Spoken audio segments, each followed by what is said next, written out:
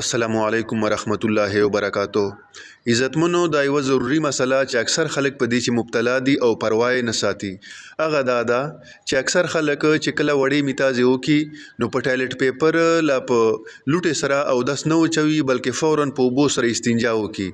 چې کله تا په اوبو سره استنجا وکړله او داس ته روغ نه کوچ نو دې په وجه تا ټولې کپړې بیلمازسلې کپړې دې چې بیلمازسلې تا او داس وکه په دغه داس دې چې چورل منجونه وکړله تا یو مونږ نه وسه ولې چې تا او داس نه وسه تا استنجا نه وسله لہذا اول دې سړی او داس روغ وچوي په ټایلټ پیپر لا په لوټې سره ای غاباد دې بیا په اوبو سره استنجا کوي بیا دې او داس کوي په دغه داس باندې کته نفلونه کوي ک تلاوت کوي ک فرض منجونه پکوي هر شاید کیږي کني تا یو شای نه کیږي نه خو د منج کیږي نه د تلاوت کیږي نه د نفلونه کیږي مسله ډیره مختصره ده او لاپروايي په دې چې ډیره زیاته ده دغه لاپروايي نه د سړی جان بچ کی